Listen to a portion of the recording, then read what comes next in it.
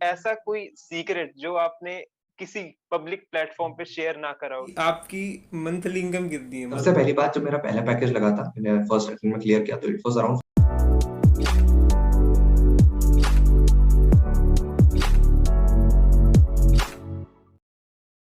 Hey guys, welcome back to my channel. I am your friend Shubham and also CA intermediate student. तो ये video बहुत ही different होने वाली है क्योंकि आज है हमारे साथ एक गेस्ट जिन्होंने सीए के सारे लेवल्स फर्स्ट अटेम्प्ट में क्लियर करे हैं और उनके यूट्यूब पर अराउंड 43,000 प्लस सब्सक्राइबर्स हैं। प्लस वो 21 ईयर्स की एज में सीए ही बन गए थे।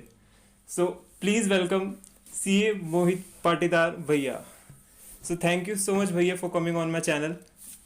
Thank you for that warm introduction of mine, Shubham. सबसे पहले तो बस यही बताना चाहूंगा मैं सबको कि 21 इयर्स एक क्राइटेरिया मत रख लेना। अभी तुमने मुझे बोला 21 इयर्स, मैंने भी ऑफ कोर्स मेरी जो इनिशियल वीडियोस थी उसमें बोल दिया 21 इयर्स, 21 इयर्स। बट हुँ, अभी है ना, एक माइलस्टोन एज के हिसाब से फिक्स करना बहुत डिफिकल्ट हो जाता है एक ऐसे कोर्स में जहां पर पासिंग परसेंटेज, डिफिकल्टी लेवल और इंस्टीट्यूट का response towards our exams papers बहुत कॉम्प्लिकेटेड। आगे पीछे हम सब सीए बनने वाले हैं, बट सीए ऐसा बनना है कि जो आगे जाकर डायनामिक रोल प्ले कर ले। बस उसी स्पेसिफिक गाइडेंस और बात पर मैं चला, and today what I am. ये वीडियो बहुत ही प्रिसाइज और बहुत ही टू द पॉइंट रखेंगे क्योंकि बीइंग अ सी स्टूडेंट हमें पता है कि टाइम की कितनी वैल्यू होती है। तो बढ़ते हैं फर्स्ट क्वेश्चन की तरफ। फर्स्ट क्वेश्चन है, हु इज़ मोहित पाटीदार? मतलब कि अपने बारे में पूरा एक्सप्लेन करें कि कौन, जो नए व्यूअर्स हैं हमारे चैनल पे तो उनको बताओ कि हु इज़ मोहित पाटीदार। देखो, Mohit Patidar is someone who has thought आज से 5-6 साल पहले कि मैं एक ऐसा इंसान बनूं जो अपनी फैमिली को, अपनी सोसाइटी में और एक इंडिपेंडेंट लेवल पर अच्छा मनी रिस्पेक्ट अर्न कर पाऊँ। सिंपल है, कोई भी बंदा बच्चा जो अभी क्लास 11 12th में है या फिर सीए फाउंडेशन इंटरमीडिएट लेवल पर भी, फाइनल लेवल पर भी है, बस वो इतना ही चाहता है लाइफ में। अगर छोटी बात करूं मैं कि यार मैं आगे बढ़कर एक ऐसा रोल ले लूं लाइफ में, एक ऐसा कोर्स कर लूं जहां पर मुझे अपनी फैमिली को, खुद को सपोर्ट करने के लिए फाइनेंशियली अच्छी मदद मिल जाए और सोसाइटी मेरी रिस्पेक्ट करे। तो बस इसी हुँ, माइंड सेट के साथ मैंने 11 12th में स्टार्ट किया, और आज 5-6 साल के बाद जब मैंने पूरे कोर्स में सीपीटी होता था, फिर आईपीसीसी फाइनल लेवल पर अलग-अलग पास किया, और बाय गॉड्स ग्रेस और हार्ड वर्क की वजह से मैं 21 इयर्स में सीए क्रैक किया। उसके बाद आई वर्क विद ईवाई, जो कि मुझे एम था कि यार मैंने अगर आर्टिकलशिप में सब कुछ सीखा है तो मुझे बिग फोर का भी टैग लगाना है, इसलिए मैं लाइक 3-4 मंथ्स मैंने ईवाई के साथ काम किया। After then I switch for some months to Infosys, वहां पर मैंने अच्छा एक्सपीरियंस लिया, और जो एक माइंडसेट बना हुआ था मेरा कि यार मुझे सीए क्लियर करने के बाद अपना सीए प्रैक्टिस खुद का ऑफिस ओपन करना है, तो उसी के हिसाब से मैंने ये एक्सपीरियंस लेकर अपना ऑफिस स्टार्ट किया। बिकॉज जब मैं सीए क्लियर किया था, जब कोविड चल रहा था, and at that point of time it was not feasible to open office at that instance. So hmm, after 8 to 9 months मैंने अपना ऑफिस स्टार्ट किया, and today I am a practicing chartered accountant with having more than 50-60,000 people following me on social media, 10,000 around Instagram, LinkedIn and YouTube as well। और सबको guidance motivation के हिसाब से अलग अलग लेक्चर्स कंडक्ट करता रहता हूँ मैं, और बहुत अच्छा लगता है स्टूडेंट्स की हेल्प करना, और उनका बाद में मैसेज आता है कि यार you have done great things sir, and I have cleared my exams through your motivation guidance. तो बहुत अच्छा लगता है, और यही सब कुछ चल रहा है, and I am great. Feeling great in my life कि ये सब कुछ अच्छे तरीके से मैं कर पा रहा हूँ। ऑसम भैया, ऑसम। तो नेक्स्ट क्वेश्चन है कि how your life change after become a CA? मतलब कि सीए बनने से पहले और सीए बनने के बाद कैसे लाइफ में चेंज आया, कैसे सोसाइटी में चेंज आया, वो थोड़ा आप बता सकते हैं तो। देखो, मेरे हिसाब से जो एक सबसे बड़ा चेंज होता है आफ्टर बीइंग चार्टर्ड अकाउंटेंट, वो होता है लोगों का सोचना हमारे प्रति। जब आप एक सीए स्टूडेंट होते हैं और एक जब आप एक चार्टर्ड अकाउंटेंट होते हैं, तो वही लोग हमारे बारे में डिफरेंट माइंडसेट रखते हैं। एक हुँ, पर्टिकुलर, मान लो एक ऑडिट है, एक आर्टिकलशिप में बंदा अच्छे से सीख लेता है, जितना कि आराम से साइन वगैरह और किसी से करवा ले तो पूरा ऑडिट कंप्लीट हो गया। Yes, yes. पर कोई भी उसी उसको इंसान को ऑडिट अलॉट नहीं करता, अपना असाइनमेंट नहीं देगा। बट वही स्टूडेंट जब चार्टर्ड अकाउंटेंट का टैग लगा लेगा, तभी सोसाइटी बोलेगी यार ये बंदा सब कुछ कर लेगा। इससे सब कुछ करेक्ट, पूछ लो, करेक्ट। इसको सब कुछ आता है, crypto, taxation, audit, finance, financial reporting, accounting, tally का काम, जीएसटी का काम, सब कुछ कर लेगा ये बंदा। सब कर ये लेगा। डिफरेंस आ जाता है, सब कर लेगा। सीए स्टूडेंट और चार्टर्ड अकाउंटेंट बस यही डिफरेंस है कि सोसाइटी की जो एक होता है ना माइंडसेट, वो चेंज हो जाता है कि इसको सब कुछ आता है, इस बंदे से सब कुछ पूछ सकते हैं। ये सबसे बड़ा मुझे डिफरेंस लगा, और ये सबसे बड़ी बात है बिकॉज लोग हमारे बारे में एक ऐसा सोचते हैं कि यार ये बंदे ने अब कुछ ऐसा अचीव कर लिया जिससे हम 10 मिनट रुक के बात करना चाहें। वो सोचते हैं कि इस Yes. बंदे की टाइम की वैल्यू है, और एक जब नाम के आगे सर लगाने लग जाते हैं, सर हम्म।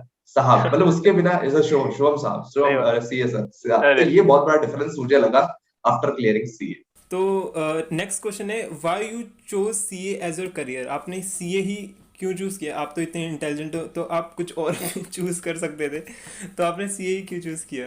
हाँ, सीए इसलिए चूज किया कि टू बी फ्रैंक मैं इतना इंटेलिजेंट हूँ नहीं साइंस और मैथ्स में, स्पेसिफिकली बता रहा हूँ। मतलब कि क्लास अच्छा। 10th में जब साइंस और मैथ्स चूज करने की बात आती थी, और मुझे लगता है 80%, 70-80% जनता जो कॉमर्स में आई है ना, वो इसी के लिए आई है, क्योंकि उनको मैथ साइंस इतनी बड़ी पढ़नी नहीं थी। इंक्लूडिंग तुमसे ही पूछो तो 8 पॉइंट तुम बोला रहे मैथ साइंस नहीं पढ़ना, बहुत हो गया। तो इतना ज्यादा मैं मैथ साइंस में अच्छा नहीं था, मतलब मेरे टोटल 9.0 सीजीपीए थे 10th में, तो मैथ्स और साइंस में मेरे 8.0 थे, बाकी सब एवरेज आउट करे तो 9.0 पे जा रहे थे।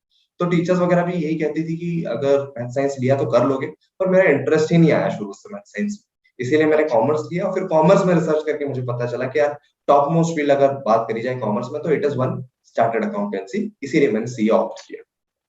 सो नेक्स्ट क्वेश्चन है कि how to manage college study along with CA? मतलब जो बच्चे रेगुलर कॉलेज जाते हैं, तो वो कैसे अपनी पढ़ाई मैनेज करें, जो ग्रेजुएशन भी साथ साथ कर रहे हैं, तो उनके लिए कुछ टिप्स।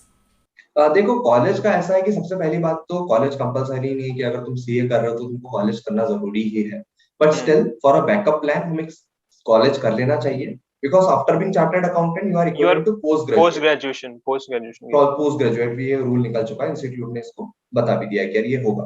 पर फिर भी एज अ बैकअप प्लान एक ऐसा कॉलेज चूज कर लेना सबसे फीजिबल होता है जहां पर आपको अटेंडेंस की प्रॉब्लम ना हो।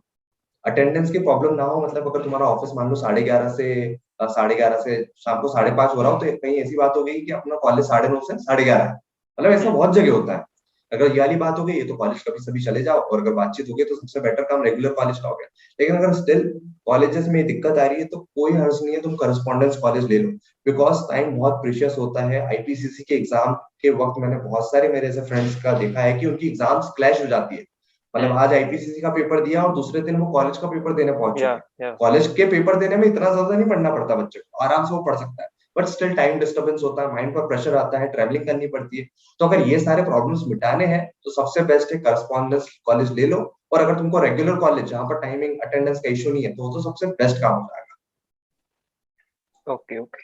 और अगर सही है। हाँ हाँ one more thing to add कि यार पढ़ाई कैसे करें कॉलेज की, सबसे हम्म। बड़ा यही बात बहुत सारे ऐसे स्टूडेंट्स पूछते हैं कि कॉलेज की पढ़ाई कैसे करें, कॉलेज की पढ़ाई कैसे करें। अरे भाई तुमको सीए में इतना पढ़ा दिया जा रहा है कि तुमको बहुत ही, कॉलेज की चिंता करने की बात ही हाँ, नहीं है। बहुत ही हाँ, कम परसेंटेज जो आता है, मतलब इतना सारा पढ़ लेते हैं, वही सारे टॉपिक्स आते हैं, मतलब कि ग्रेजुएशन में भी तो आराम से हो जाता है वो इतना कुछ इश्यू नहीं आराम से होता। आराम से।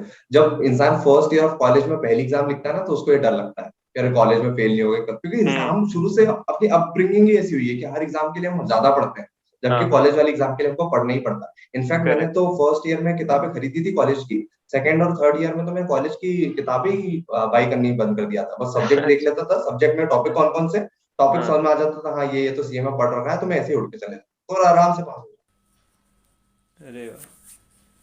तो मतलब मैनेज हो सकता है ऐसा, मतलब जो सीए में जो तुम कर रहे हो वही एक तरह से आता है, तो इसमें कोई घबराने वाली बात नहीं है। तो नेक्स्ट क्वेश्चन है, what was the toughest phase during your CA journey? आपका एक पॉइंट एक होता है कि क्या मैं क्विट कर दूं या फिर नहीं, तो कैसे आपने उसको हैंडल किया, या फिर कौन सा वो टफेस्ट फेज था? ये बहुत ही इंपॉर्टेंट क्वेश्चन है, मतलब अगर आप ये इंटरव्यू देख रहे हो ना, तो ये वाला क्वेश्चन आपके सामने भी बहुत बार रेज होने वाला है। क्या मैंने बहुत मेहनत करी थी, मैंने एक ही ग्रुप दिया था, 4 ही सब्जेक्ट थे, मैंने अपनी जी जान लगा दी थी, तो पास क्यों नहीं हो पाया भाई? आज तक मैं पास होता आया हूँ, लेकिन अभी मैं फेल हो गया। पूरे 9 महीने आईपीसीसी की एग्जाम्स है, 9 महीने बाद आईपीसीसी की एग्जाम में मैंने कोचिंग क्लासेस लगा लिए, 4-5 महीने मैं पूरी पढ़ाई कर चुका हूँ, 2-3 बार रिविजन कर चुका हूँ। अब 2 महीने बाद एग्जाम है, लेकिन मुझे कॉन्फिडेंस ही नहीं आ रहा है। जब फाइनल सीए फाइनल लेवल की एग्जाम है और सब कुछ हो चुका है, लेकिन मेरा पूरा कवरेज ही नहीं हो पाया है एग्जाम दिन के पहले। जो मेरे हम्म। रिवीजन 4 प्लान करने थे मुझे, मेरे 2 ही हो चुके हैं। तो ये सारी सिचुएशन में 3-4 सिचुएशन बताई है ना, ये सीए स्टूडेंट, सीएस स्टूडेंट जो भी बंदा ये देख रहा है उसकी लाइफ में पर्टिकुलरली आनी ही आनी है, भले वो पास हो या फेल हो। ये और ये जब सिचुएशन आती है तो ये अलार्मिंग सिचुएशन होती है जहां पर हमको खुद को आंसर देना होता है, यार मुझे ये क्विट नहीं करना, मुझे ये नहीं छोड़ना है। और उसी टाइम रेज होता है कि यार अगर मैंने ये 3-4 महीने, ये 10-20 दिन एक आध रिविजन कम किया तो चलेगा, और कॉन्फिडेंटली जाके मैंने एग्जाम लिखी तो हो सकता है मैं पास हो जाऊं। और सीए एग्जाम्स का ऐसा है कि जिस सब्जेक्ट तुम सोचो कि मुझे इतने नंबर आने, मान लो किसी सब्जेक्ट में तुमने सोचे 70, तो हो सकता है उस सब्जेक्ट में 50 आ जाए, और जिस सब्जेक्ट में तुमने सोच रखे हो 50, उस सब्जेक्ट में 70 आ जाए। ऐसा ही तो होता है ये तो ज्यादातर। हाँ, ये तो बात आखिरी तक नहीं माननी है कि मुझे इतने नंबर ही आने वाले हैं। कॉन्फिडेंस का गेम है पूरा। बहुत बार अपने सेल्फ बिलीफ पर हर्डल्स आएगी और आपको चुनौतियां मिलेगी, और बार बार ऐसा लगेगा कि यार ये क्या हुआ। मेरे साथ आईपीसीसी में ऐसा हुआ था। आईपीसीसी में मैंने क्लासेस सारी कर ली थी, अब एग्जाम का टाइम था, लेकिन मेरे रिविजन ही नहीं हो पाए थे, मेरे पास क्वेश्चन पेपर्स इतने सॉल्व नहीं हो पाए थे, कॉन्फिडेंस एकदम लो पे था। मतलब हर बार, मतलब मेरा तो ऐसा था कि यार आईपीसीसी में कि अगर मैं फेल हो गया तो अगले अटेम्प्ट में ऑल इंडिया रैंक ही लाऊंगा। फिर मतलब ठीक है जो भी, मतलब एकदम बाउंड्री में, मैं लगभग 1-2 सब्जेक्ट में मेरे 40 नंबर था आईपीसीसी में, मैं पास हो गया। ठीक है, ऐसा हुआ है आईपीसीसी में। और फाइनल लेवल पर जब हमारी एग्जाम मई 2020 में थी, मई 2020 में थी, और कोविड की वजह से हमारा कोविड की मई वजह से। 2020 नवंबर 2020 हो गया। हम्म। ये वो स्टूडेंट्स जिन्होंने मई 20 वाला अटेम्प्ट नहीं देखा होगा ना, वो रियलाइज नहीं करेंगे, उनके लिए लगेगा कि 6 महीने ज्यादा मिल गए। और जो बंदा मई 20 के लिए प्रिपेयर कर रहा था ना, उसका दिमाग खराब हो गया था भाई। वही चीजें पढ़नी है 1 साल तक, रिकॉल सारे क्वेश्चन करने हैं, क्वेश्चंस जो तुमने कर रखे हैं और जो काट के रखे थे, यार ये वाले क्वेश्चन तो बस अब 1 महीने बाद एग्जाम है, तो ये तो मुझे आ गया अभी, हाँ। तो कोई दिक्कत नहीं, अभी मैंने कट कर दिया है। अब समझो 3-4 महीने बाद मैंने वो कट करा और मुझे कॉन्फिडेंस ही नहीं आ रहा है, यार तो तब तो कट कर दिया था, अभी पता नहीं बनेगा नहीं बनेगा। तो कट करे हुए क्वेश्चंस भी बार बार करने पड़ रहे थे हम हाँ, लोगों ये सही है, को। और सही बात है। एग्जाम्स 3 से 4 बार पोस्टपोन हुई थी। मतलब सोचो हम्म। तुम कैसे टाइम टेबल बनाओगे, कैसे रिविजन प्लान करोगे, कैसे तैयारी करोगे। तो ये वाले जो सर्कमस्टांसेस है ना, कभी भी आ सकते हैं, और ये चैलेंज करते हैं एक सीए स्टूडेंट, और अंदर से एकदम बनाते हैं कि भाई तुम इसी कोर्स के लिए हो और लाइफ में वो आगे काम आएगा। तो ये चैलेंजेस मैंने भी फेस किए थे during my CA journey specifically. Handle इसको ऐसे ही करना है कि यार जो भी है फेस, 3 से 4 महीने मान लो, या फिर 6 महीने मान लो, ये जो 6 महीने है ना, ये बहुत टेम्पररी फेज। ये फेज ऐसा है जो आपको तैयारी करके पूरा जी जान लगा के उसमें देना पड़ेगा। ये 6 महीने आपका 6 साल, पूरी लाइफ बदल सकता है। और अगर तुमने 6 महीने में नहीं पढ़ी ना, तो बर्बाद हो जाएगा आगे। तो बस ये वाला, जब भी ऐसा लगे 1 दिन पढ़ाई नहीं हुई, 2 दिन पढ़ाई नहीं हुई, फिर बैठो और सोचो क्या मुझे पढ़ना कितना टाइम। अगर मैंने समझ लो ये 6 महीने में एग्जाम पास कर ली, तो मेरी एक दूसरी जर्नी स्टार्ट हो जाएगी आर्टिकलशिप। आर्टिकलशिप सीए फाइनल में मैंने 6 महीने पढ़ लिया तो मैं सीए बन जाऊंगा। ये जब रियलाइज होता है ना इंसान को, तब फिर वो उठ के खड़ा होता है और कहता है कि चलो ठीक है, फिर दौड़ते हैं। तो नेक्स्ट क्वेश्चन है कि how to deal with failure during CA, मतलब कि अगर कोई भी बच्चा अगर बाय चांस रह जाता है तो वो कैसे ओवरकम करे, कैसे वो करे कि यार फर्स्ट अटेम्प्ट में नहीं हुआ यार, कैसे करें उसको। देखो यार, जब इंसान फेल होता है ना, तो वो किसी से बात नहीं करना चाहता। जिस दिन आपका रिजल्ट आप सोच रखे हो कि यार वो ग्रीन दिखना चाहिए, पास होना चाहिए, यार मजा आएगा, और उस दिन लिखा होता है ना फेल, तो वो 2-3 दिन तो इतने डिस्टर्बिंग होते हैं, क्योंकि हम 6 महीने में इतनी पढ़ाई कर चुके होते हैं और इतना सब कुछ इमेजिनेशन को प्रोक्रास्टिनेट कर चुके होते हैं कि अब तो पास होना ही है। और जब फेल दिखता है तो सबसे पहले तो बहुत बड़ा सेटबैक लगता है कि यार कैसे नहीं हुआ, यार सब तो किया था, नहीं किया था। पूरा लेकिन फ्लैशबैक जब आ तीन जाता है, से पूरा फ्लैशबैक पूरा हो जाता फ्लैशबैक आ जाता है, किसी से बात करने की इच्छा नहीं होती, कुछ भी करने की इच्छा नहीं होती, कि ठीक है भाई यार तू पास हो गया ना, अच्छा है, ठीक है, कोई दिक्कत नहीं। लेकिन 3 से 4 बार ये खुद ही रियलाइज होता है। ऐसा नहीं होता कि कैसे अपन सेटबैक कर, जो भी इंसान फेल होता है ना, 3 से 4 दिन बाद रियलाइज होता है उसको, यार ठीक है यार, फेल तो सभी होते हैं सीए में, हम हो गए कोई इतनी बहुत बड़ी बात नहीं है, अब हमको जो मिस्टेक्स करी है उससे सीखने वाली बात है। तो वो रियलाइजेशन 3 से 4 दिन बाद आता है, यार है। ठीक है जो हुआ सो हुआ, अब मुझे उठना है, और जो गलतियां मैंने करी थी उनको आइडेंटिफाई करना है और करेक्ट करना है। मैं तुमको शॉर्ट स्ट्रेटेजी बताता हूँ। एक इंसान सीए स्टूडेंट पास, कोई सा भी लेवल हो, सीए फाउंडेशन, इंटरमीडिएट, फाइनल, पहला उसने जो पर्टिकुलर सब्जेक्ट है उसके पास क्वेश्चन सारे किए, पास क्वेश्चन सारे किए हो, मतलब इंस्टीट्यूट का स्टडी मटेरियल हम्म। पूरा किया हो, आरटीपी पूरा किया हो, एमटीपी पूरा किया हो, अभी तक जितना भी आया 3-4 अटेम्प्ट सब मिला के उसने पूरा किया हो। इसके बाद उसका 3 से 4 बार रिविजन होना चाहिए।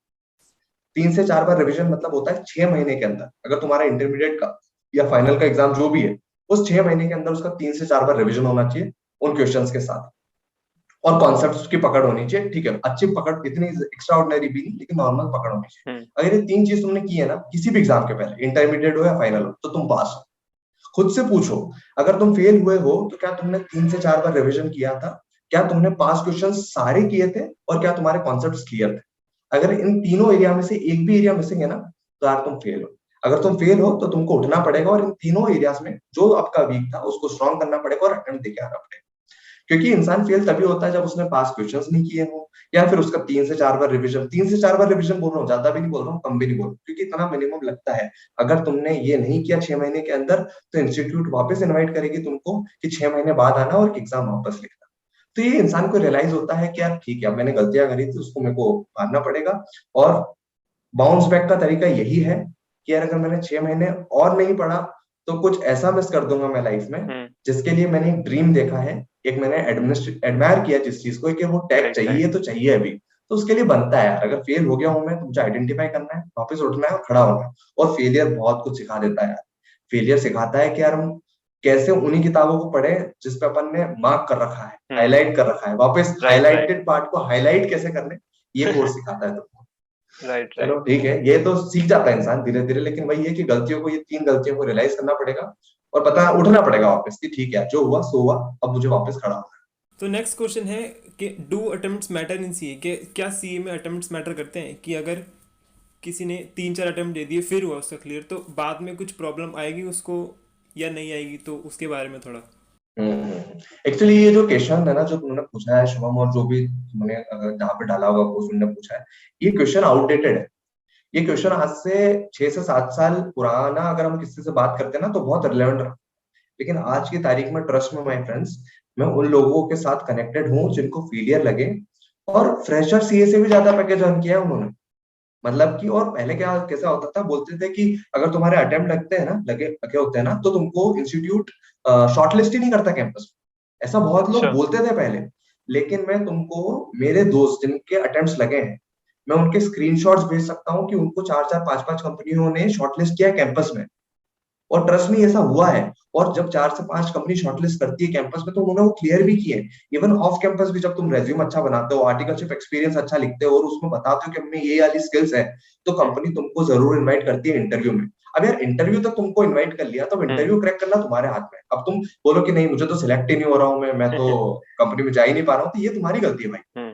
वो तुमको अटेम्प्ट के बेसिस पे, अगर किसी कंपनी तुमको इंटरव्यू के लिए इनवाइट कर ली है, तो अब बात खत्म हो गई। अब तुम सेम पिरामिड पे आ चुके हो कि जिसने फर्स्ट अटेम्प्ट में क्लियर किया, या रैंक होल्डर ने क्लियर किया, या फिर अटेम्प्ट वाला क्लियर किया, इंटरव्यू में आ गए, तो अब तुमको बताना है इंटरव्यूअर के सामने, ये भले मुझे अटेम्प्ट लगे लेकिन मैं उतना स्किलफुल हूँ, इतनी चीजें सीखी है, एक्सपीरियंस है मेरा, और आप मुझे आराम से रिक्रूट कर सकते हो, मैं वैल्यू ऐड करूंगा आपकी कंपनी को। तो आज की तारीख में ट्रस्ट में डिफरेंस है ही नहीं। मतलब अगर डिफरेंस हुआ भी सही ना, तो ये मान के चलो 3 से 4 लाख का डिफरेंस होगा, वो इनिशियल सैलरी में होगा। इनिशियल सैलरी में होगा। आज से 4 से 5 साल जैसे ही इंसान एक्सपीरियंस लेता है ना, जब चार्टर्ड अकाउंटेंट, तो सब सेम पिरामिड पे आ जाते हैं। सब डिपेंड करता है कि आपने आफ्टर बीइंग चार्टर्ड अकाउंटेंट कितना सीखा और कितनी स्किल्स करी। तो अटेम्प्ट बिल्कुल मैटर नहीं करते हैं शुरू के 1-2 साल। हाँ, अटेम्प्ट मैटर कैसे करेंगे, बस जो 1 साल या फिर 6 महीने आप थोड़ा सा पीछे आ गए ना कि यार 6 महीने ज्यादा देने पड़े, बस वो 6 महीने की बात है। अच्छा, बस वो 6 महीने सोच लो यार मुझे 6 महीने एक्स्ट्रा देने पड़े, अब ये तो गया, बस 6 महीने का टाइम गया, लेकिन उसके अलावा कुछ भी नहीं है। इंसान क्या सोचता है, अरे यार मेरे 6 महीने वेस्ट हो गए, मतलब मेरे 6 साल वेस्ट हो गए आगे। जबकि ऐसा कुछ नहीं है, बस वो 6 महीने वेस्ट हुए भाई तेरे, उससे ज्यादा कुछ भी नहीं हुआ अटेम्प्ट लगा। तो होप आपको मिल गया होगा आंसर, जो जिसने भी पूछा था।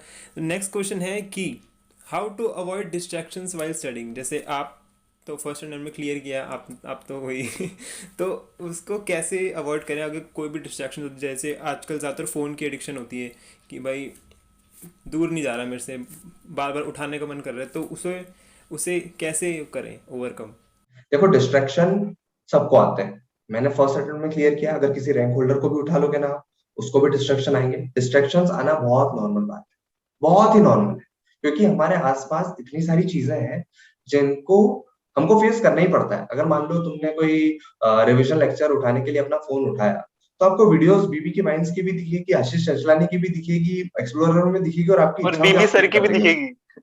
बीबी सर की भी दिखेगी, मतलब ये सब कुछ दिखेगा। इंस्टाग्राम खोलोगे आप तो आपको सब कुछ दिखेगा। आपने सोच रहा हो कि यार कुछ अच्छे से इन्फ्लुएंसर्स को फॉलो कर लेते हैं जिससे अपन अपडेटेड रहे मार्केट के बारे में, ये चीजें फॉलो कर ले, तो उसमें भी तुम गलती से वो पास वाला जो एक्सप्लोरर वाला फीड होता है उस पर क्लिक कर दोगे और रील देखने लगोगे तो पता ही नहीं चलेगा 15-20 मिनट कहाँ चलेगा। तो ये सबके साथ होता है। पर पॉइंट ये आता है कि जिस टाइम पे तुम ये कर रहे हो, क्या तुमको उस वक्त करना चाहिए? यानी डिस्ट्रक्शन तो होने वाले हैं। तो सबसे बड़ा तरीका मैंने तो यही अपनाया था कि जो चीज तुमको डिस्ट्रैक्ट कर रही है उसको बंद कर। सीधी सी बात है, बंद करो।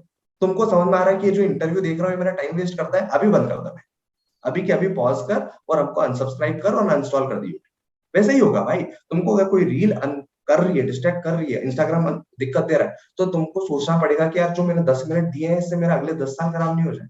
अगर मेरी 4 महीने बाद एग्जाम है, 1 महीने बाद एग्जाम है, मेरे रिवीजन कम चल रहे हैं, मैं टाइम टेबल पे फॉलो नहीं कर रहा हूँ, मैंने अपने टाइम जहां पर मुझे पढ़ाई करनी चाहिए उस टाइम पे मैं ये सोशल मीडिया यूज कर रहा हूँ, या फिर जिस टाइम पे मुझे अभी पढ़ाई करनी चाहिए मैं अपने दोस्त से बात कर रहा हूँ, मतलब तुमको वो चीज वहां पर अनइंस्टॉल करनी पड़ेगी। और कोई फर्क नहीं पड़ता यार, मैं 6-6 महीने मतलब 1.5-1.5 साल तक पूरा सोशल मीडिया में यूज ही नहीं किया हूँ लगभग। ठीक है, कैसे तैसे मैंने फोन चेंज कर लिया था, कीपैड वाला फोन ले लिया था। या जो चीज आपको दिक्कत दे रही है उसको आपको क्लोज डाउन करना पड़ेगा और भी फोकस करना पड़ेगा, और सारी चीजें ऑटोमेटिकली फ्लो हो जाती है यार। मतलब सोचो मैंने 1.5-2 साल तक सोशल मीडिया यूज ही नहीं किया और अभी 1 साल में 60,000 लोग मुझे जानते हैं। हम्म। तो कोई कोई फर्क नहीं पड़ता। बहुत शॉर्ट टर्म है कि जो तुम सोच रहे हो कि यार मैं तो अभी सोशल मीडिया पे हूँ तो लोग मुझे भूल जाएंगे, अगर मैं 6 महीने एक्टिव नहीं रहा तो लोग मुझे भूल जाएंगे, ऐसा कुछ होने ही नहीं वाला है। अगर तुम वो चीज को डिस्ट्रैक्शन दे रही है तुमको तो उसको तुमको बाय बाय कहना पड़ेगा और फोकस करना पड़ेगा अपने गोल पर। और उन्हीं लोगों को फॉलो करो जो तुमको अपनी पढ़ाई में, अपने गोल में आगे बढ़ा रहे हैं। या जो लोग उन्हीं लोगों को इंस्पायर करे फॉलो करो, तुमको, है ना। इंस्पायर कर रहे हैं, जो तुमको वैल्यू एडिशन दे रहे हैं। कि अगर तुमने फोन खोला भी तो तुमने वही चीज देखी जो तुमको वापस स्टडीज पे ले जा रही है, ना कि और कहीं ले जा रही है। अगर तुमने XYZ देख लिया, कुछ भी कॉमेडी देख ली, मीम्स वगैरह देख ली, अगर तुम उसको क्लोज करने के बाद वापस पढ़ाई पे जा रहे हो तो बहुत अच्छी चीज है।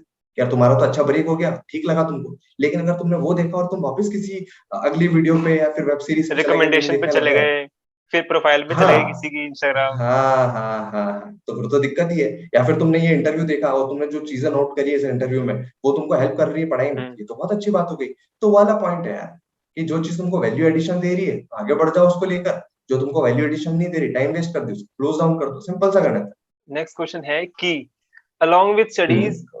tell us some soft skills that a CA student should work upon, मतलब कि कौन सी स्किल्स होनी चाहिए कि जो बच्चा सीए के साथ साथ उन स्किल्स पे काम करे जिससे बाद में एक हेल्प हो सके, जैसे जॉब में या फिर ट्रेनिंग के टाइम पर, तो उस हिसाब से। देखो यार, मैं तो ये समझता हूँ कि जब एक चार्टर्ड अकाउंटेंट बनता है ना, मतलब आज ही मैंने एक वीडियो अपलोड करी इस पर कि यार एक बंदा जब चार्टर्ड अकाउंटेंट बनता है, भले उसको फेलियर लगे, तो एक बंदे का पैकेज मैंने देखा है कि 10 से 12 लाख लग रहा है और एक बंदे का पैकेज लग रहा है 6-7.5 लाख। राइट। ठीक है, मैं पैकेज पे डिफरेंशिएट कर रहा हूँ। जो 3-3.5 लाख का डिफरेंस क्यों है?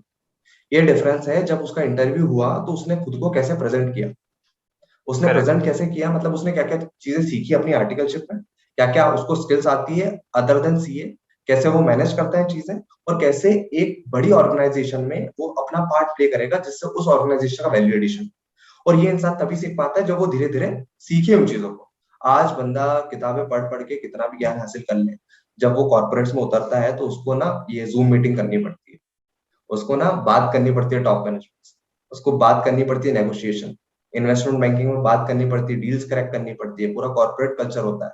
तो ये सारी चीजें आपको इनकॉर्पोरेट करनी पड़ेगी ड्यूरिंग योर सीए स्टडीज। अब इसको कैसे किया जाए? इसको आप कर सकते हो, उन लोगों को देखो जो ऑलरेडी वो कर रहे हैं। और एक मैं बहुत अच्छी ट्रिक बताता हूँ, मैंने कहीं पे पढ़ी थी कि अगर मान लो तुमको कैमरे का फियर है, तुमको यार कैमरे पे अच्छे से बात करना सीखना है, तो हम्म। एक काम करो, रोज अपना कैमरा लो, फोन लो, हम्म। और उस पे एक 60 सेकंड का कुछ भी टॉपिक लो और उसको रिकॉर्ड कर दो। उसको मैंने कहीं भी पे सुना है, पोस्ट नहीं मैंने भी करना है, सुना है। कहीं पे पोस्ट नहीं करना है, कहीं पर भी अपलोड नहीं करना है। ये लगातार तुम 30 दिन तक करो, और 30 दिन जब आप रिकॉर्डिंग करोगे ना, 30th डे, तो डिफरेंस देखोगे फर्स्ट डे ऑफ रिकॉर्डिंग और 30th डे ऑफ रिकॉर्डिंग। और इससे तुम्हारी पब्लिक स्पीकिंग स्किल्स, कैसे बोलते हो आप, आपके गेस्टर्स कैसे हैं, आपके हैंड मूवमेंट्स कैसे हैं, ये धीरे धीरे इंप्रूव करी जाएगी। तुम्हारी भी अगर पहली वीडियो उठा के देखेगा कोई बंदा तो क्या सोचेगा, अरे यार ये तो क्या ही किया। मतलब इनिशियल मेरे हिसाब से तो तुम इनिशियल जब यूट्यूब वगैरह स्टार्ट किए थे तब तो तुम आते भी नहीं थे कैमरे पे, आई गेस, या मुझे कैमरे पे आना ही नहीं है, हाँ, थोड़ा मतलब कि हाँ मैं मोटिवेशन डालता था, फिर बाद में हेजिटेशन होता थोड़ा। था। हाँ, तो वो बहुत डिफरेंस होता है, वो ये सारी चीजें धीरे धीरे ही आती है। कि जो चीज तो तुमको डर लग रहा है ना, तो उसको डर को हटा के तुमको उससे फाइट करना पड़ेगा, उससे बताना पड़ेगा कि यार मैं कर लूंगा। तो ये धीरे धीरे होगी, धीरे धीरे प्रैक्टिस करोगे तो सब कुछ सही होने लग जाएगी। बाकी अब नेक्स्ट क्वेश्चन पे चलते हैं कि how to stay motivated while studying. मतलब क्या ऐसी चीज़ थी जिसने ड्राइव किया आपको जब भी आप लो फील करते थे या फिर मन नहीं करता था पढ़ाई करने का, तो उसको कैसे ओवरकम करें, कि कैसे मोटिवेटेड रहे पढ़ते वक्त? शुभम, टू बी ऑनेस्ट, हमारे आसपास ऐसी ढेर सारी चीजें हैं जो हमको ये रियलाइज कराती है बार बार कि जो हम पढ़ रहे हैं वो एक मोटिव के लिए पढ़ रहे हैं। मतलब याद करो, जिस दिन तुम्हारे माता पिता ने, पेरेंट्स ने, जो तुम्हारी आईपीसीसी की फाइनल की फीस थी, जो भी अमाउंट था 20,000 30,000, वो कैसे अर्न करके दिया था, क्या कंडीशन थी। हो सकता है बहुत सारे पेरेंट्स इंस्टॉलमेंट में फीस पे करते हैं, बहुत सारे पेरेंट्स बोलते हैं कि यार ये वाली क्लास तो मत कर, ये वाली कर ले, ये अभी हमारे पास 4 सब्जेक्ट के अमाउंट इकट्ठा हुआ है तो एक ग्रुप कर ले। मतलब बहुत सारे ऐसे केसेस होते हैं जहाँ पर पेरेंट्स अपनी हार्ड एंड अर्निंग लगाते हैं, और बहुत सारे स्ट्रगल्स होते हैं। जब आप सीए करते हो ना, तो आप अकेले सीए नहीं करते हो, आपकी पूरी फैमिली सीए करती है। जब तुम बोलते हो मम्मी को कि यार मुझे सुबह 8 बजे मेरी कोचिंग स्टार्ट हो जाती है, तो मम्मी अपनी 5 बजे उठती है, अपने लिए 5 बजे नाश्ता उठ बनाती है, शाम खाना को वाना ले बनाने के लिए, राइट राइट। खाना बनाती है। तो इतना ज्यादा स्ट्रगल्स केवल हम अपनी लाइफ के साथ नहीं कर रहे होते हैं कि यार बस मैं तो अपनी लाइफ में स्ट्रगल कर रहा हूँ, मुझे अटेम्प्ट लग रहे हैं, मैं तो फेल हो रहा हूँ, इतना घंटे पढ़ रहा हूँ। अरे तुम्हारे साथ तुम्हारे पेरेंट्स, तुम्हारे रिलेटिव्स, तुम्हारे फ्रेंड्स भी स्ट्रगल कर रहे हैं। अगर तुम आज पढ़ रहे हो, इसका ये मतलब है कि तुम आज मूवी देखने नहीं गए हो, इसका ये मतलब है कि आज तुम मजे नहीं कर रहे हो, इसका ये मतलब है तुम आज अपने कॉलेज वाले दोस्तों या नॉर्मल दोस्तों से नहीं मिल रहे हो। मतलब जो तुम कर रहे हो उसके बहुत सारे सेक्रीफाइसेस, बहुत सारे लोग और बहुत सारे कंडीशंस उठा रही है। तो अगर ये तुमको मोटिवेट नहीं कर रही कि अगर मैंने अभी नहीं पढ़ा, मतलब मैं ये सारी चीजें सेक्रीफाइसेस करने के बाद भी, इतने सारे लोगों के लाइफ से उनका टाइम और एफर्ट लेने के बाद भी नहीं पढ़ रहा हूँ, मतलब मुझे खुद को गिल्टी फेस करना चाहिए कि अगर मैंने ये 6 महीने में नहीं पढ़ा, मतलब मैंने इतने सारे लोगों के एफर्ट्स, टाइम वेस्ट कर दिया, और मुझे अभी पढ़ना पड़ेगा क्योंकि मुझे रिटर्न करना है, पे बैक करना है। कब तक मैं ये सारी चीजों के एंजॉय लेता रहूं, इसलिए मुझे अभी पढ़ लूंगा तो मुझे तो बेनिफिट देने ही वाला है। मतलब after being chartered accountant, trust me, बहुत मजा है। बहुत सारे ऐसे चार्टर्ड्स मिलते होंगे तुमको जो तुमको बोलते होंगे कि यार इतने मजे नहीं, पर ट्रस्ट मी, अगर तुम अच्छे बने, तुमने अच्छे से पढ़ाई करी, अपनी मेहनत डाली, तो एक सीए बनने के बाद एक बहुत सारी ऐसी अपॉर्चुनिटीज मिलती है जहां पर तुम खुद को स्थापित कर सकते हो और खुद को बता सकते हो कि मैं सारी चीज कर सकता हूँ। मैं खुद का प्रैक्टिस स्टार्ट कर सकता हूँ, खुद का बिजनेस स्टार्ट कर सकता हूँ, एक अच्छी जॉब ले सकता हूँ। और सबसे बड़ी बात होती है, सबसे बड़ी बात होती है कि यार मुझे मोटिवेशन वो पार्ट देता है इस सीए कोर्स का, कि अगर मैं सीए बना, मैंने मान लो जॉब नहीं करी, मैंने 3-4 साल कुछ भी किया, अपना कोशिश करी, एफर्ट्स मारे, मेरी यंग एज थी, मैंने स्टार्टअप ट्राई किया, खुद की प्रैक्टिस स्टार्ट किया, बिजनेस स्टार्ट किया, और मैं फेल होता हूँ। भाई गवर्नमेंट जॉब जैसी सिक्योरिटी इस कोर्स में, इस सीए कोर्स में, कि कोई भी मेरे को 6, 7, 8, 10 लाख रुपए दे देगा। भाई मेरी फैमिली को ऐसा नहीं बोलेगी मेरे को मुंह उठा के कि तूने तो मेरी लाइफ बर्बाद कर दी, तूने खुद का किया 3-4 साल, और अब हमको जब जरूरत है रिटायरमेंट में तो पैसा भी नहीं दे पा रहा। मतलब हमारे पास फुल प्रूफ सिक्योरिटी है गवर्नमेंट जॉब जितनी, कि हमको कहीं भी आराम से पैकेज मिल जाएगा, कहीं भी हम सरवाइव कर लेंगे और अपनी फैमिली को सपोर्ट दे देंगे।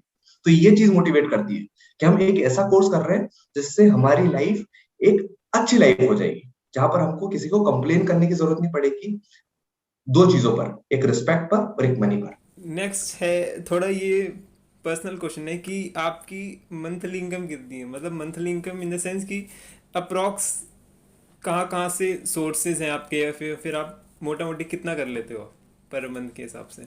क्योंकि बहुत स्टूडेंट से बोलते हैं कि सीए में है भी कुछ पैसे, है भी भाई, भाई सीए तो फालतू में, भाई पहले था ट्रेडिशनल हो चुका है, अब नहीं है। तो अब बताओ क्या है सचमुच इसमें पोटेंशियल? हाँ, देखो मैं इसका पूरा ऑनेस्टली जवाब दूंगा, इसलिए नहीं कि यार शुगर कोटेड जवाब दूंगा। सबसे पहली बात, जब मेरा पहला पैकेज लगा था, मैंने फर्स्ट अटेम्प्ट में क्लियर किया, तो इट वाज अराउंड 15 लाख का पैकेज था।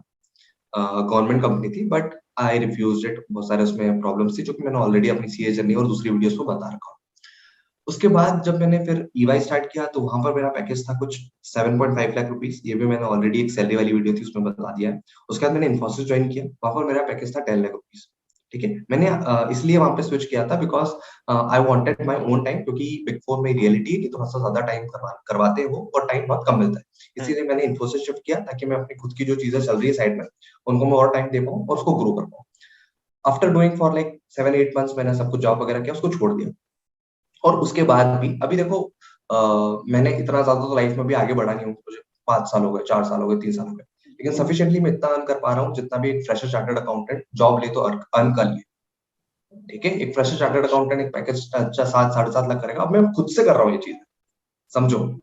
एक होता है मैंने जॉब लिया और कोई भी जॉब में अगर जैसा मेरा पैकेज अभी 10 लाख था, ठीक है, तो 10 लाख सफिशिएंटली आराम से अभी सबको ऑफर हो रहा है। एवरेज सैलरी है 8 से 9 लाख रुपए, आज से 3 से 4 साल पहले थी 6 से 7 लाख रुपए, अभी ये एवरेज बढ़ गया 8 से 9 लाख। और जैसे ही तुम करियर में बढ़ते हो ना तो आराम से 3-4 साल में 15-20 लाख टच हो जाता है।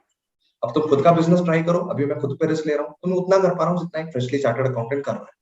अभी मैं खुद के रिस्क पे ले रहा हूँ, अभी हो सकता है कि तुम एक चार्टर्ड अकाउंटेंट बनो, तुम अपनी जॉब छोड़ दो, खुद का बिजनेस स्टार्ट करो, प्रैक्टिस स्टार्ट करो, और हो सके इनिशियली ना आए तुमको चीजें, क्योंकि मैंने इसका बेस बनाया ऑलरेडी। और हो सकता है ये जो मैं कर रहा हूँ ये वापस नीचे चले जाए, बिकॉज ये ऑलरेडी बिजनेस है ना, प्रैक्टिस स्टार्टअप बिजनेस ये सब एक तरीके से बिजनेस है। हुआ तो बहुत अच्छा चलेगा, नहीं हुआ तो नहीं चलेगा, अपना 100% एफर्ट देंगे तो 100% चलेगा। ये सारी चीजें चल रही है, लेकिन ये कहूंगा कि तुम एक अच्छी लाइफ जीने के लिए एक अच्छा अमाउंट एक्सपेक्ट कर सकते हो फ्रॉम दिस कोर्स, जो कि तुमको लाइफ टाइम सस्टेन करेगा। तुम्हारी फैमिली कभी भी तुमको ये नहीं बोलेगी कि यार क्या है भाई, क्या चल रहा है तेरे लिए, है ना। तो वो सस्टेन आराम से करने वाली है, अच्छी रिस्पेक्ट के साथ और टाइम मनी के साथ तुम लाइफ एंजॉय करने वाले हो, ये 100% मेरी गारंटी। बढ़ते हैं नेक्स्ट क्वेश्चन की तरफ।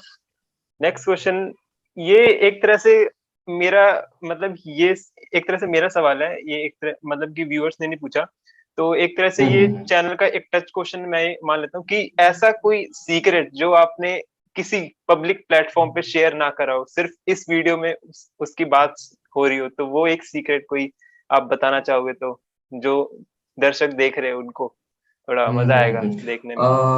टफ क्वेश्चन हो गया थोड़ा सा, बट स्टिल मैं कहूंगा मुझे ऐसा लगता है, मतलब मुझे ऐसा लगता है कि जो भी मुझे सोशल मीडिया पर देख रहा है अभी बंदा, इंस्टाग्राम पर हो गया, यूट्यूब पर हो गया, जो भी मुझे बंदा देख रहा है वो शायद ऐसा सोचता हूँ मेरे बारे में कि मेरी लाइफ बहुत सॉर्टेड है, मैं बहुत लाइफ में एंजॉय कर रहा हूँ, मेरे पास सब कुछ है, बहुत मजे है, मैंने ऑफिस खोल लिया है, फोटोज वगैरह भी अच्छे देखे, पर बैक स्टोरी बहुत टाइट है भाई, इसमें बहुत स्ट्रगल लग रहा है, छोटी छोटी चीजों में मुझे डिसीजंस लेने पड़ रहे हैं, क्लाइंट को कैसे हैंडल करना है, और खुद के दम पर स्टार्ट कर रहा हूँ ना कोई चीज, कुछ कुछ विरासत में तो मिली है नहीं चीजें। तो हो सकता है चीजें जो तुमको सोशल मीडिया पर मेरे बारे में लगे कि यार बहुत सही चल रहा है, या फिर किसी भी बंदे के बारे में लगे, चार्टर्ड अकाउंटेंट के बारे में, किसी भी बंदे बड़े बंदे के बारे में तुम इन्फ्लुएंसर्स की स्टोरी देख रहे हो, किसी की भी स्टोरी देख रहे हो, स्टेटस देख रहे हो, तुमको ऐसा लगता हो शायद कि बहुत सही चीज है, तुमने शुभम की वीडियो उठा के देखी कि यार कितना सही है, मोटिवेट हो गया मैं, लेकिन बैक स्टोरीज, उसकी मेहनत, उसकी वीडियो एडिटिंग स्किल्स और टाइम एफर्ट बहुत ज्यादा है, और ये हर केस में लगने वाला है। तो मैं कहूंगा शायद मैंने कभी किसी चैनल या फिर सोशल मीडिया में वीडियो में कहा नहीं कि स्ट्रगल बहुत है और ये लाइफ टाइम चलने वाला है। मैं बोलूं कि चार्टर्ड अकाउंटेंट बनने के बाद या फिर कोई तुम्हारी ड्रीम परस्यू होने के बाद बंद हो जाएगा, तो ये हार्श रियलिटी है कि हो सकता है तुमको चीजें मिल जाए जो तुमने सोची हो, लेकिन जो चीजें तुम और सोचना चाहते हो कि मुझे ऐसा भी करना है, मेरा तो खुद का अच्छी चीज होनी चाहिए, तो उसके लिए स्ट्रगल, सेक्रीफाइसेस, प्रॉब्लम्स, डिसीजन, ये सब कुछ लाइफ टाइम चलने वाला है। तो कभी भी एक्सपेक्ट मत करो कि चीजें आसान होने वाली है एक पॉइंट ऑफ टाइम, लाइफ में एक पॉइंट ऑफ टाइम के बाद। जाते जाते एक सीए एस्पिरेंट्स को एक मैसेज जो आप देना चाहोगे। देखो यार, मेरा तो एक ही मोटिव है कि फटाफट सीए बन जाओ, एक हर्डल पार करो और लाइफ को अलग नजरिए से चालू करो, क्योंकि बहुत सारी चीजें हैं जो तुम अभी एक्सपीरियंस करना बाकी है, अभी बहुत सारे ऐसे दोस्त हैं जो तुम्हारे दोस्त अभी बने नहीं है, बहुत सारे एक्सपीरियंस ऐसे हैं जो तरह तरह तुम्हारा एज एक्सपीरियंस पार्ट बनने को, ऐसे बहुत सारे लोग बचे हैं तुमको लाइफ में जो अभी तुमको मिलना बाकी है। तो उन चीजों के लिए सोचो, ऐसा मत सोचो कि यार मैं तो अभी एक सर्कल में फंस चुका हूँ, ये अटेम्प्ट है, यही मेरे सब्जेक्ट्स हैं, मेरे तो कोई दोस्त नहीं है, मेरी लाइफ तो बस है घूम रही है, हर दिन मैं उठ रहा हूँ, पढ़ाई कर रहा हूँ, ऐसा नहीं। ये बहुत शॉर्ट टर्म है, आज से 2 साल बाद मैटर भी नहीं करेगा अभी तुम कहाँ हो, तुमको प्राउड फील होगा खुद के साथ कि यार मैं उठा, मैंने दिन भर पढ़ाई करी और मैं सेंस ऑफ सेटिस्फेक्शन से सोया, और ये चीज तुमने अगले 4 से 5 साल में कर ली, जो भी तुम्हारा टाइम पीरियड बचा है बीसीए कोर्स का, तो तुम बोलोगे यस आई डिड इट, और मैंने अपनी फैमिली को, खुद को प्राउड फील किया और अपनी लाइफ में मैं आगे बढ़ा। और ये चीज तभी पॉसिबल है जब तुम ना भूल जाओ कि जो लोग तुमसे आगे हैं या फिर जो तुम्हारे फ्रेंड्स हैं जो तुमको मजे कर रहे हैं लाइफ में, उनको तुमको इग्नोर करना पड़ेगा, इंस्टाग्राम की स्टोरी से अपनी लाइफ की स्टोरी लिखना बंद करनी पड़ेगी, सिंपल सी बात है। हो सकता है तुम डेली पोस्ट नहीं करते हो, स्टोरीज नहीं डालते हो खुद की, तो तुमको ऐसा लगता है कि यार हमारी लाइफ में तो कुछ है ही नहीं, ऐसा है ही नहीं भाई। मैं खुद अलग से इंस्टाग्राम इंस्टॉल करता हूँ भाई, अभी भी मैं इंस्टाग्राम ना 24/7 अपने फोन में नहीं रखता हूँ, क्योंकि मेरे को पता है नहीं रखता हूँ यार, मतलब मैं तो आराम से रख सकता हूँ, मुझे कोई दिक्कत नहीं, लेकिन मेरे को पता है कोई मतलब का खेल नहीं है वो। जब तुमको जरूरत है तुम इंस्टॉल करो, जब जरूरत नहीं है इंस्टॉल मैं करो। भी ऐसे करता हूँ। देखो ये मैंने बहुत ऐसी चीज बोल दी जिससे एक तरीके से इंस्टाग्राम पे मैं चाहूंगा कि मेरे फॉलोअर्स बढ़े, लेकिन मैं सीधी रियलिटी बात बोल रहा हूँ, तुमको काम नहीं है उस चीज का तो मत करो, काम है तो सीधी सी बात, तो उससे कोई मैटर नहीं करना, सबसे इंपॉर्टेंट है तुम्हारी लाइफ में वैल्यू एडिशन, है कि नहीं? सो थैंक यू भैया वंस अगेन, आप मेरे चैनल पे, और आप इतने बिजी शेड्यूल में से थोड़ा सा टाइम निकाल के आप मेरे चैनल पे आए। तो गाइज कमेंट करके बताना कि आपको नेक्स्ट वीडियो किन के साथ देखना पसंद करोगे। तो थैंक यू भैया वंस अगेन, एंड मिलते हैं अगली वीडियो में। Bye bye.